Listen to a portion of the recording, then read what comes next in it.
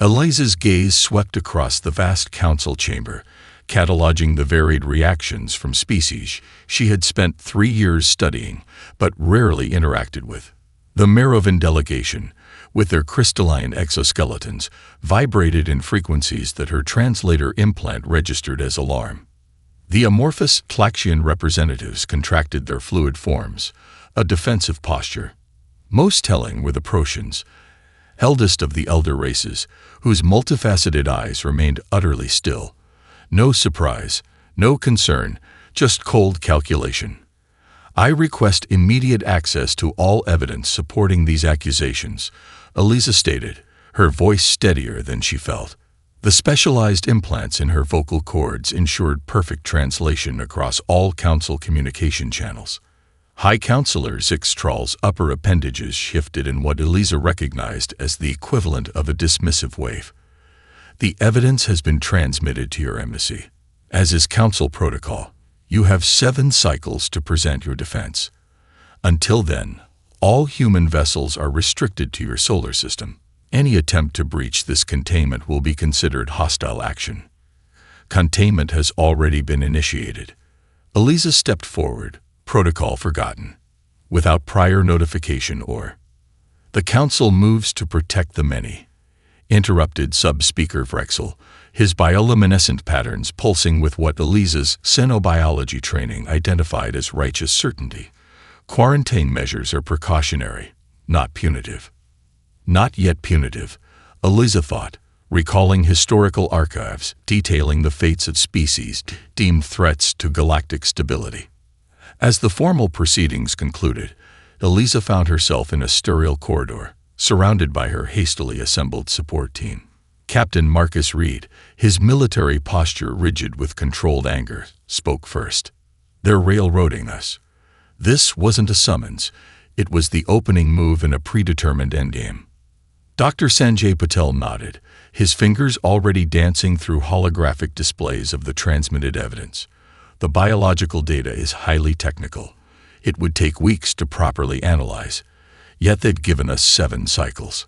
14 Earth days," Naya Okafor translated, her expertise in interspecies cultural exchange, making her uniquely qualified to read between the lines. And notice how the chamber was full. An emergency session with complete attendance hasn't occurred in over 300 years, according to the diplomatic archives. Eliza's mind raced, synthesizing the implications. They were ready for this. The elder races coordinated in advance, which means, "This isn't about a pathogen," Marcus finished grimly. "It's about Earth itself." The transport pod carrying them back to the human embassy navigated the sprawling alien cityscape of Centauri Prime. Through its transparent walls, Eliza watched the impossible architecture of the council capital, structures that defied both gravity and conventional geometry, built by civilizations whose technologies were millennia beyond Earth's. "We have 14 days to prevent Earth's permanent isolation," she said quietly. "And I suspect what we're really fighting isn't an accusation, but a conclusion they reached long before we ever set foot among the stars." As the embassy came into view, its lone Earth flag a defiant splash of blue against the amber sky of Centauri Prime, Eliza made her decision. "We need to know what they're really afraid of," she declared. "And we need to know now." The embassy's security systems wailed as unfamiliar energy patterns penetrated their diplomatic sanctuary. Marcus's tactical implants flashed urgent warnings across his field of vision, identifying multiple intrusion vectors. "Quantum-level scan," he announced, activating the embassy's countermeasures. "They're mapping every molecule in this building." Sanjay's fingers flew across holographic interfaces. "I can't block it, but I can feed it modified data." His eyes narrowed in concentration as complex algorithms materialized around him. "Buying us a digital smokescreen, at least temporarily." Eliza made a quick decision. "Let them scan the common areas, but scramble our lab and secure rooms. We need to know what they're looking for." The lights stabilized as Sanjay's countermeasures took effect. For several tense moments, the team held their breath until the invasive energy signatures receded. "That wasn't standard protocol," Naya observed, consulting her diplomatic database. According to council procedure, evidence collection requires notification and witness presence. They're desperate, Eliza concluded, moving to the central planning table where the evidence against humanity now displayed in horrifying detail. The footage looped. Alien researchers exposed to human blood samples, their cellular structures rapidly degrading upon contact. Marcus studied the footage with military precision. The camera work is too perfect, catching every reaction from optimal angles. This was choreographed. And the biological reaction is impossible, Eliza added, manipulating the molecular models. Human cellular material doesn't behave this way naturally. These samples were engineered to create this response. Sanjay's expression darkened as his data analysis completed. I've cross-referenced with historical records. 3 species in the last millennium faced similar accusations. All were officially quarantined. And unofficially? Eliza asked, though she already suspected the answer. Disappeared completely within decades. No diplomatic presence. No interstellar travel. Nothing. It's as if they simply ceased to exist. Nia returned from her secure communication terminal, her dark eyes troubled. My contact in the Trilaxian delegation confirms worse. The High Council doesn't just quarantine species they deem threatening. They've authorized planetary sterilization 3 times in recorded history. The room fell silent as the implications sank in. We're not just fighting false accusations, Eliza said finally. We're fighting extinction. Marcus activated the room's deep security protocols, generating a quantum interference field that would prevent any further scans. We need to go on the offensive. Defensive measures won't be enough against this level of coordination. Agreed, Eliza said, her scientific mind already formulating hypotheses. Sanjay, I need you to dive deeper into those historical records. Find everything you can about those disappeared species and see if there's a pattern. On it, he nodded, neural interfaces already extending from his portable station. Nia, cultivate your diplomatic connections. We need allies, especially among the mid-tier council races who might chafe under elder rule. I'll focus on species with recent technological advancements, Nia suggested. They may have the most to lose from the status quo. Eliza turned to Marcus. We need hard evidence of council tampering. Those samples had to come from somewhere. He checked his tactical gear, understanding immediately. I'll need to breach a secure council facility. Diplomatic immunity won't protect me if I'm caught. None of us are protected, Eliza replied grimly. They've already decided Earth is guilty. Our job is to prove why they'd fabricate that guilt in the first place. As her team dispersed to their tasks, Eliza studied the false evidence once more. Behind the manufactured danger, a deeper truth waited to be discovered. What are you really afraid of? She whispered to the silent images of council elders. The implications are staggering, Eliza whispered, her eyes fixed on the holographic display where the conspiracy revealed itself in irrefutable data points. Every line of evidence connected to form a pattern spanning millennia. A methodical suppression of species that showed certain cognitive traits. Sanjay winced as he disconnected from the neural interface, thin lines of blood trickling from his nose. The biological feedback from interfacing with alien systems always came with a cost. The coordination between elder races goes beyond politics, he said, applying a medical patch to stop the bleeding. Their neural networks are synchronized during quarantine votes, almost like a hive mind activates specifically for these decisions. Nia entered the secure lab, her diplomatic stealth field dissolving around her as she crossed the threshold. My contact in the Trilaxian delegation confirmed our suspicions. 3 trading partners from their early space exploration simply vanished after council protection was implemented. All 3 had made technological leaps that defied council predictions. On the main screen, Marcus's tactical feed showed him moving through the sterile corridors of a council research facility, his adaptive camouflage rendering him nearly invisible to the facility sensors. I'm approaching the primary storage vault. His voice came through their secure channel. Security is excessive. They're protecting these samples like weapons-grade material. Because to them, they are weapons, Eliza realized, the final pieces falling into place. Our DNA itself is what they fear. Marcus's camera showed row upon row of containment units, each holding biological samples from thousands of species. He zoomed in on a section labeled with human genetic markers. I'm retrieving samples now. Wait. The camera suddenly panned to show a separate chamber behind reinforced quantum barriers. There's a restricted section, species designations I don't recognize. Can you access it? Eliza asked, leaning forward. Negative. Security protocols beyond my equipment, but I can see the labels. These look like the quarantined species from the historical records. Get what you can and get out, Eliza ordered. We need those human samples. While Marcus completed his mission, Eliza returned to her laboratory analysis. Under the most powerful quantum microscope, she studied the cellular interaction that had been presented as evidence against humanity. It's elegant, actually, she admitted reluctantly. They engineered these alien tissue samples to catastrophically degrade when exposed to specific human immune markers, a normal process weaponized through deliberate incompatibility. She looked up at her team. It's like creating a lock specifically designed to be destroyed by our key. But why? Nia asked. What makes human biology so threatening? It's not our biology, Sanjay interrupted, his eyes wide as his algorithms completed their analysis. It's what our biology enables. He projected a comparative neural mapping study. Look at the patterns. Every quarantined species shows the same trait, neural plasticity rates that exceed council averages by orders of magnitude.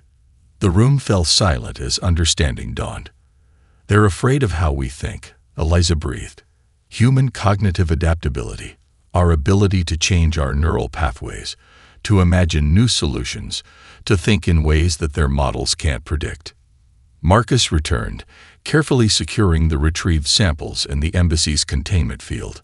If they're afraid of how we think, he said grimly, then they have good reason to be. Because we figured them out. Eliza nodded, determination hardening her features. And we have 5 days left to use that thinking to save our species. She turned to her team, the pieces of their counteroffensive forming in her mind. We know what they fear. Now we need to show them exactly why that fear will be their undoing. Back in the embassy's secure chamber, Eliza replayed the neural recordings from her puzzle-solving session. The holographic display showed her brain activity in real time. Neural pathways lighting up, reconfiguring, creating new connections as she tackled each challenge. It's beautiful, Sanjay murmured, watching the cascade of adaptive changes. Most species' neural patterns remain fixed within established pathways, becoming more efficient but never truly changing.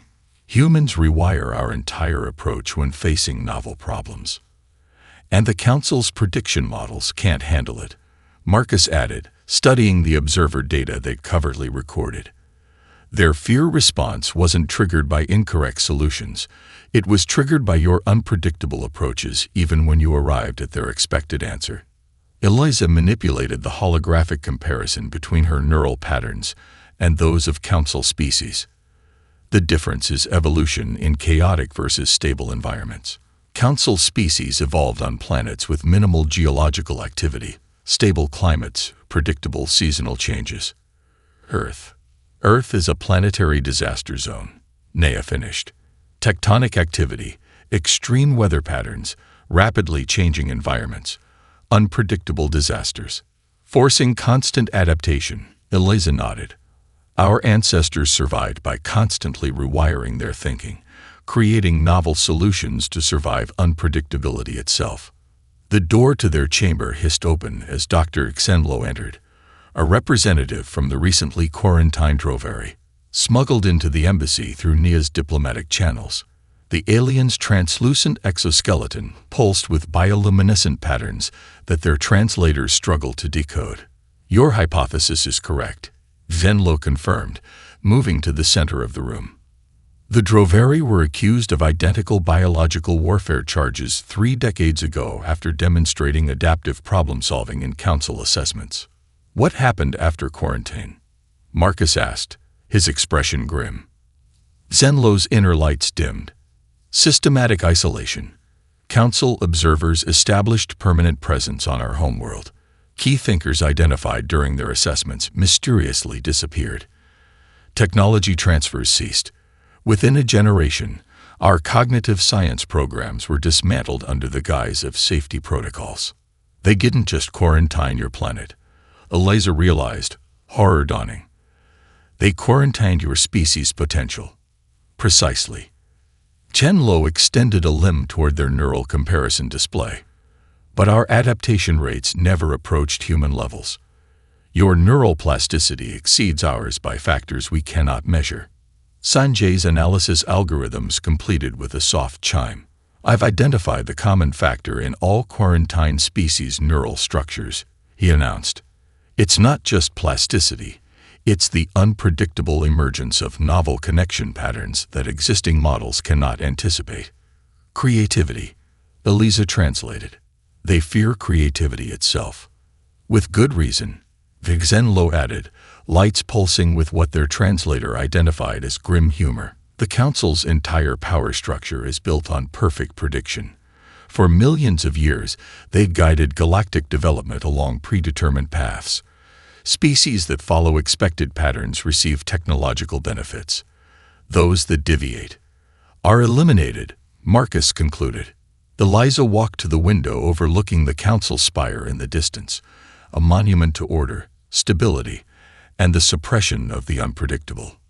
4 days until the hearing, she said quietly. We need to use every advantage our unpredictable minds can generate. She turned to face her team and their new ally. The Council fears how humans think because they cannot control what they cannot predict. We need to prove that this unpredictability is exactly what the galaxy needs, not just to save Earth, but to save them from their own stagnation.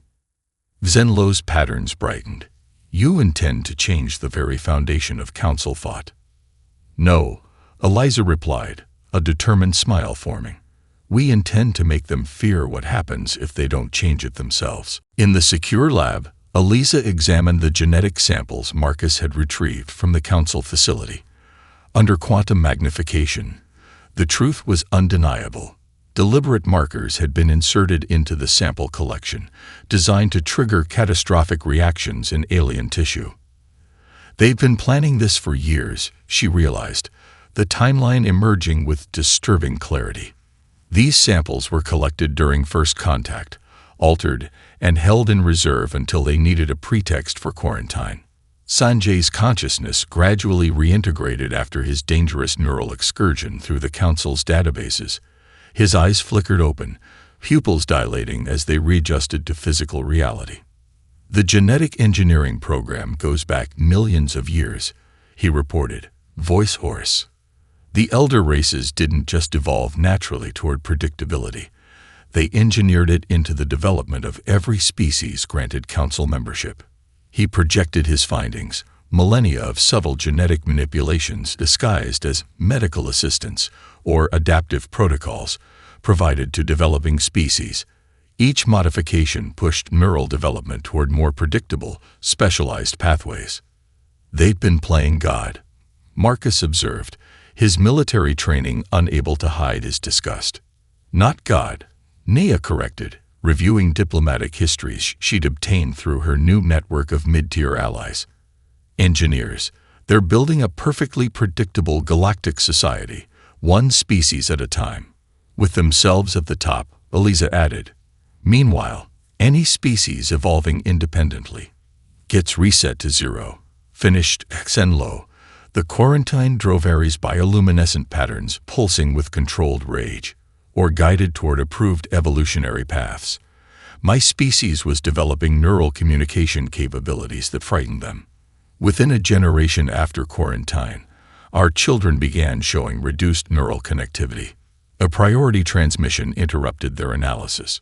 Director Okonkwo from Earth Defense Command, her hologram materializing in the center of the room.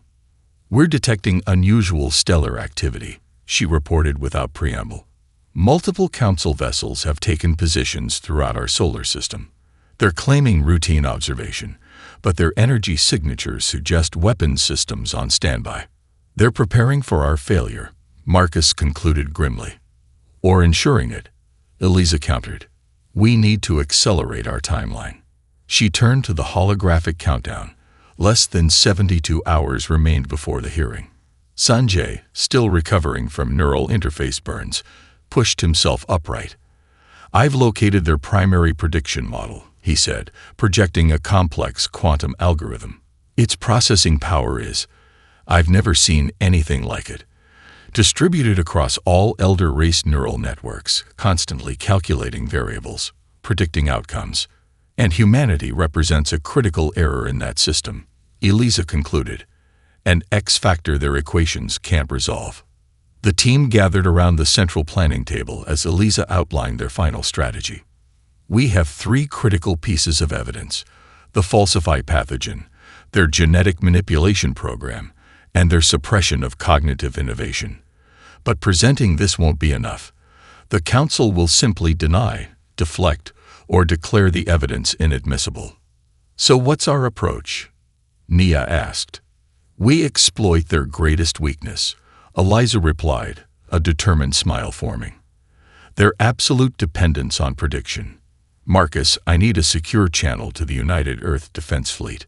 Sanjay, prepare a quantum-encrypted package of everything we've discovered for transmission to all mid-tier species simultaneously during the hearing. And me? Nia asked.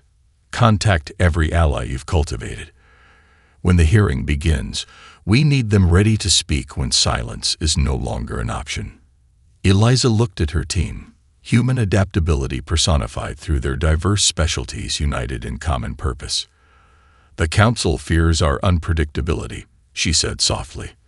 Let's show them exactly why they should. The embassy's quantum communication terminal chimed as the encrypted connection to Earth stabilized.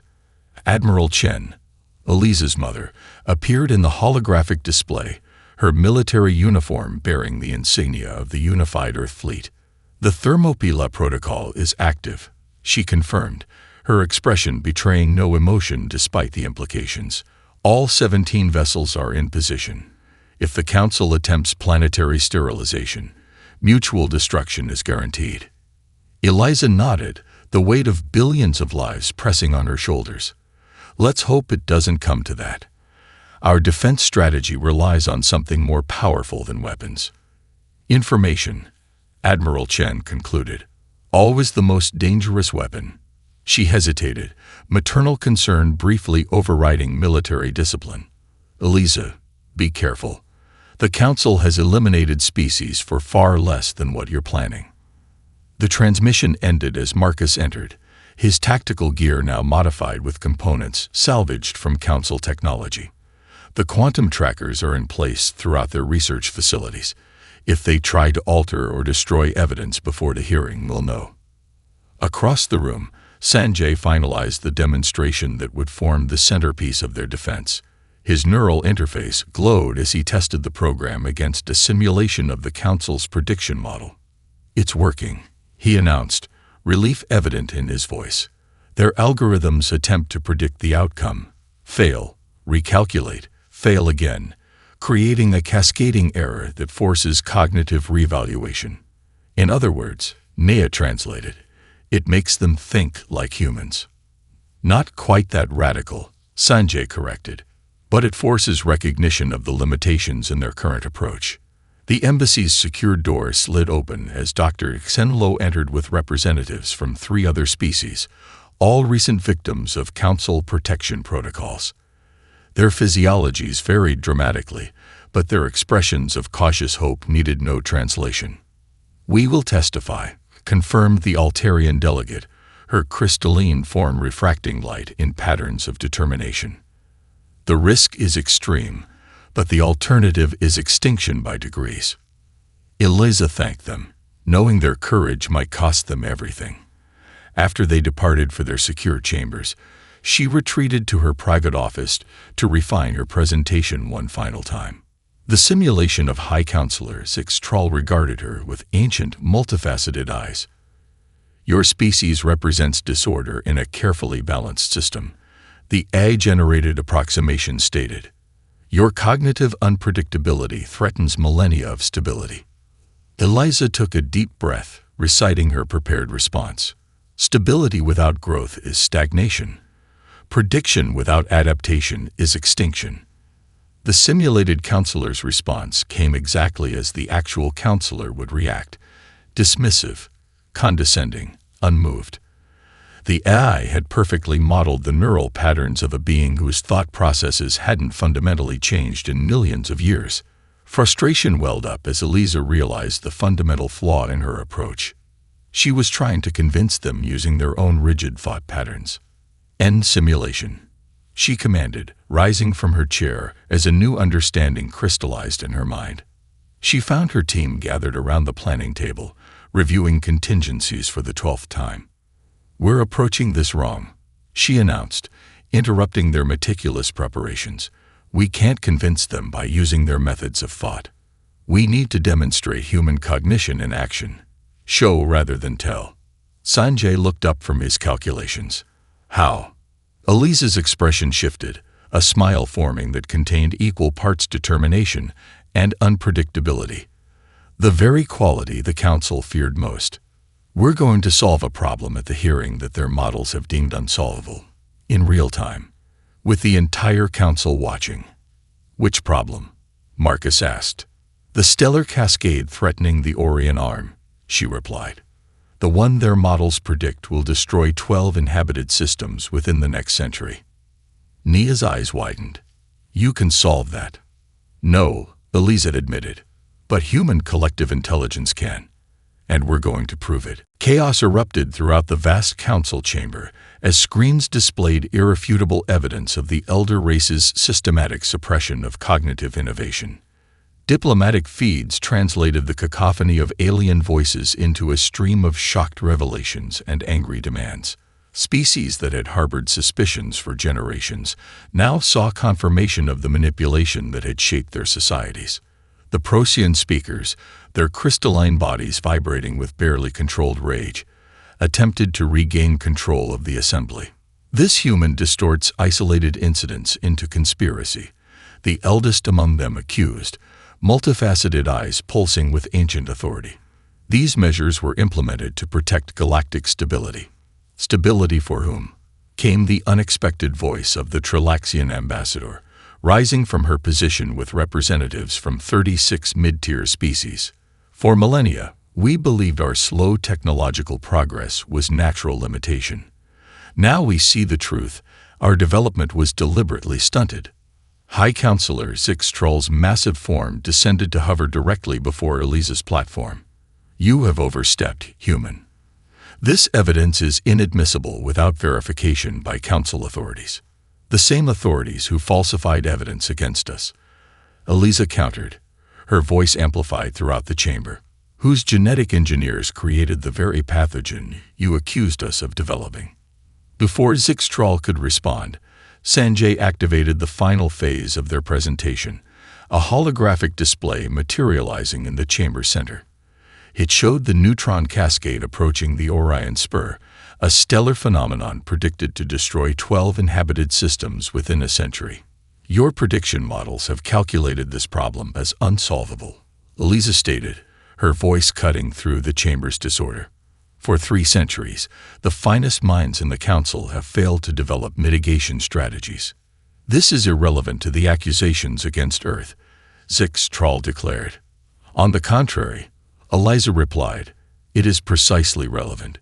You fear human unpredictability because it disrupts your models. Now witness what that unpredictability can accomplish." She activated the quantum link to Earth, where a collective of human scientists, artists, engineers, and children had been assembled. Their neural patterns displayed in real time as they approached the cascade problem with thousands of simultaneous, varying cognitive frameworks. "This is human collective intelligence," Eliza explained as the chamber fell silent, all eyes drawn to the breathtaking display of neural activity. Not a hive mind like your elder race neural networks, but a symphony of different approaches creating emergent solutions impossible for any single cognitive framework. The solution began forming, not from one mind, but from the interaction between thousands, each contributing unique perspectives. Military strategists provided containment concepts. Artists visualized energy flow patterns engineers couldn't see. Children proposed impossible connections that specialists would never consider, and quantum physicists refined the resulting model into workable technology. Within 17 minutes before the astonished council, a theoretical framework emerged for deflecting the neutron cascade through a network of quantum resonance fields positioned at precise stellar coordinates.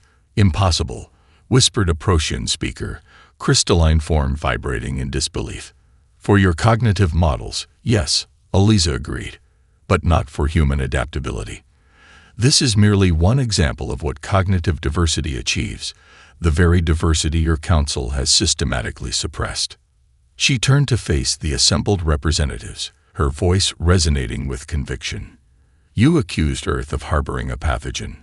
The true pathogen is fear of the unpredictable, fear of change, fear of cognitive freedom. That pathogen has infected this council for millennia, and humanity possesses the only cure. Throughout the chamber, representatives of countless worlds shifted, their silence finally breaking as questions, exclamations, and demands for accountability echoed across species and sectors.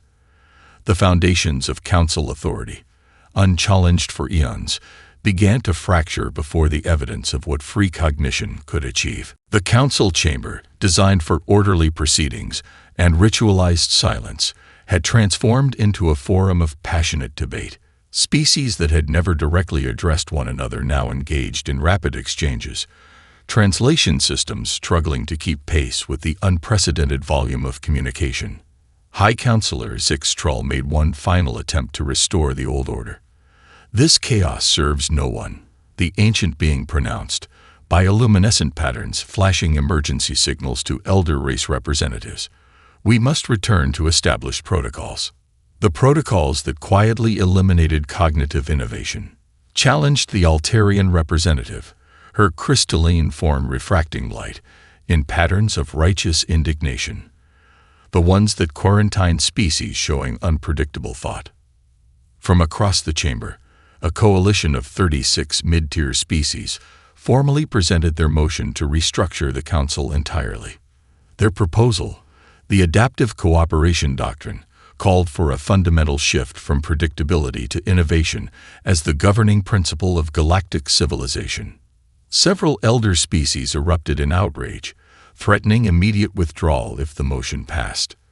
The Protean speakers, founding members who had guided council policy for millions of years, rose in unison, their crystalline forms pulsing with ultraviolet warnings visible only to elder race perception.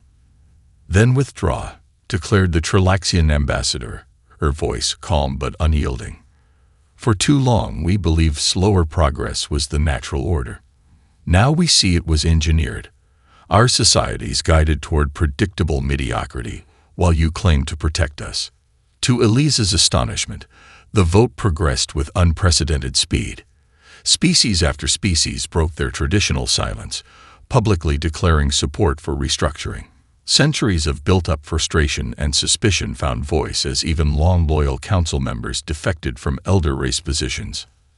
As the final tally registered, confirming humanity's admission as full council members and initiating the reorganization process, Eliza stood at the center of a diplomatic revolution her team had catalyzed, but could never have fully predicted. In the momentary calm following the historic vote, High Counselor Zixtral approached her platform, moving with deliberate grace that belied the seismic shift in power. For the first time in their interactions, the ancient being addressed her without diplomatic facades or political maneuvering. In 12 million years of guiding galactic development, Zixtral admitted, multifaceted eyes reflecting complex emotion impossible for human translation systems to fully capture, I never predicted this outcome. Eliza met the ancient being's gaze directly. Perhaps that is precisely why it was necessary. The High Counselor's inner lights dimmed momentarily in what Eliza recognized as contemplation. You believe our fear of unpredictability led to stagnation. I know it did, Eliza replied gently. Perfect prediction requires a closed system. Growth requires openness to the unexpected. Before Zixtral could respond, they were surrounded by representatives from dozens of worlds, each approaching with problems unsolved for centuries. Technological barriers, philosophical paradoxes, ecological challenges their specialized cognitive frameworks couldn't overcome. "This is merely the beginning," Eliza told the former High Counselor as the crowd grew around them. "Humanity doesn't offer certainty. We offer possibility." Across the chamber, Sanjay, Marcus, and Nia coordinated with representatives from newly liberated species, establishing the frameworks for genuine collaboration. The neural networks that had once enforced conformity were being reprogrammed to facilitate cross-species innovation. As delegates from 100 worlds engaged in the freest exchange of ideas the galaxy had witnessed in millennia, Eliza observed the transformation with quiet satisfaction. The enforced silence had ended, replaced by a cacophony of voices that, in their beautiful disorder, promised solutions to problems no single species could solve alone. "What happens now?" asked Zixtral, genuine uncertainty evident in the ancient being's voice, perhaps for the first time in millions of years. Eliza smiled. "That's the most exciting part. None of us can predict it.